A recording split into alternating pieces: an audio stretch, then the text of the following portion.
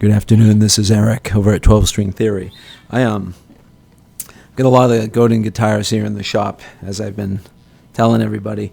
And in this one model that I have today, this is called a Stadium from Godin. And for all you Tele players out there, this is something I think you might want to check out. These are pretty cool. It's obviously it's a Telecaster style. Couple of single coil pickups, maple neck, all the usual stuff that you find. The pickups are kind of cool in this. They have ginormous pole pieces that have to be about a 1/4 inch in diameter or something, so they're actually pretty hot.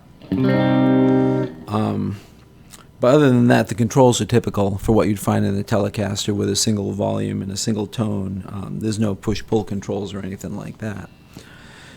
This is the balance on these things is great too. This is it's a little bit under 7 pounds. I think this one was 6 pounds and 13 ounces when I weighed it.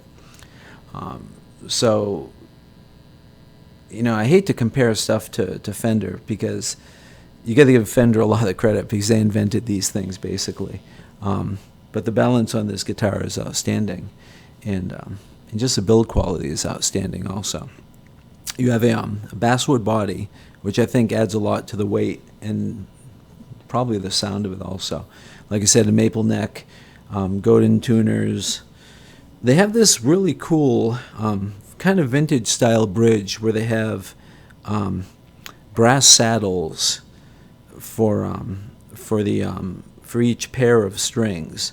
But the way it's designed, they're offset a little bit, so you don't have the same intonation issues you might have with the traditional ones. It's strung through body, 22 frets, usual stuff. But like I said, the sound on this thing is great for any of those kind of like Telecaster.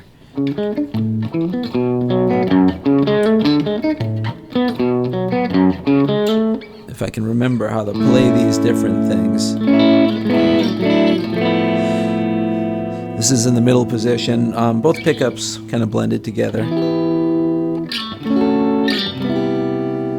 Up in the neck, you get a lot more of that bassy sound. In the bridge, you get the kind of usual.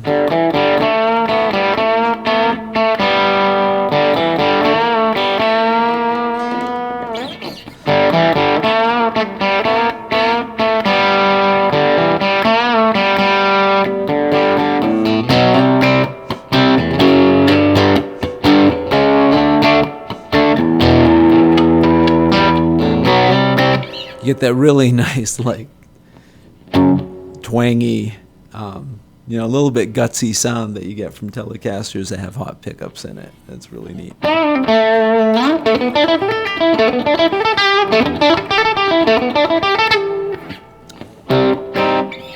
The other funny thing about these guitars, and they're it's basically a Telecaster type design, but I think Godin has good enough production control that I was kind of surprised that I haven't seen any shims in the necks on these things. And most of my experience working on these guitars with bolt-on necks is from Fender and Squier, and I've had a lot at different times that with the neck pocket, that plus the neck, the angles aren't quite right, and it's tough to get the action height where you want it.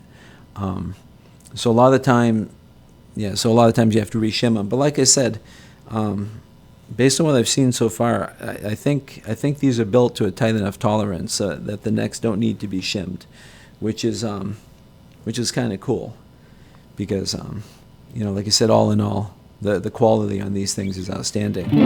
So all of you Tele players out there, these are definitely worth a look. I had a couple here in the shop. This one's a Havana Brown. I got a black one hanging on the wall there. Similar guitars. The black one weighs a hair more than this, and I swear this one sounds just a little bit fuller, because ultimately these things are guitars. They're not Big Macs. So if you buy one, it's not going to be identical to all the rest of them. Big Macs might be, but I don't know what's in those. Something you don't want to eat, probably.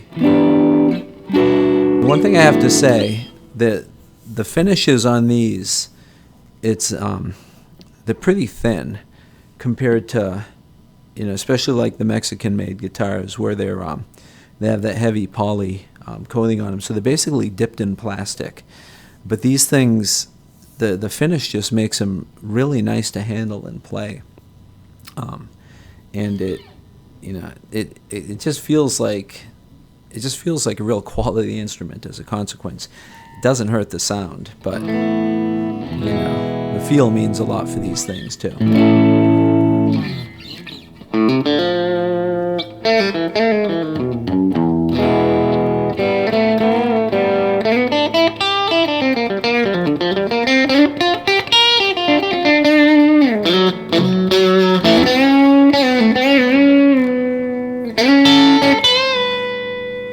Great sound. Anyway, that's all I got for today. Otherwise, I'm going to sit here and just noodle endlessly.